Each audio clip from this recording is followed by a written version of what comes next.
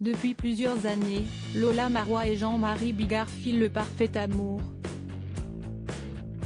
Mais si le couple est toujours aussi soudé depuis son mariage en 2011, les deux tourtereaux ont vécu des moments difficiles. Invitée sur le plateau de l'émission L'Instant de Luxe sur Non-Stop People ce mercredi 2 décembre, Lola Marois est revenue sur les pires moments de sa vie.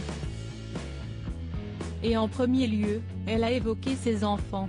Le pire moment de ma vie, c'est pas très dur. Le pire moment de ma vie c'est la naissance de mes jumeaux, bizarrement, qui sont nés à 6 mois de grossesse, qui étaient entre la vie et la mort pendant 2 mois, vraiment très chaud, qui a donné naissance à un livre qui s'appelle À demain mes amours, que j'ai écrit à leur naissance pour évacuer ce stress et ce chagrin que j'avais. À demain, mes amours, c'est parce que je ne savais pas si j'allais les revoir le lendemain. Je disais à demain mes amours en partant de l'hôpital mais il n'y avait aucune assurance qu'ils soient toujours vivants le lendemain.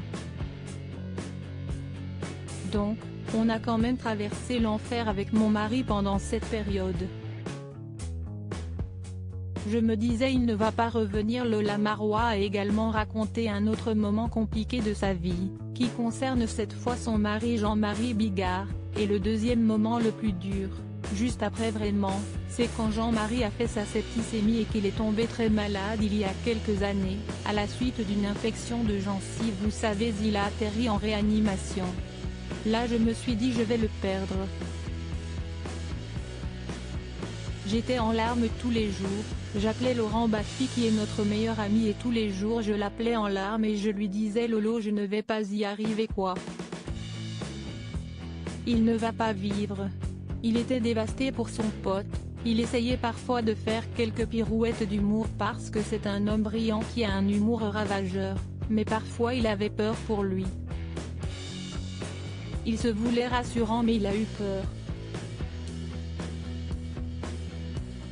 Et voilà, les jours ont passé et de fil en aiguille, il s'en est sorti, mais ça a été une période abominable. Je rentrais chez moi le soir, je me disais il ne va pas revenir. Confidence exclusive. Ne pas reprendre sans citer l'instant de luxe sur Non-Stop People. Par Alexia Félix.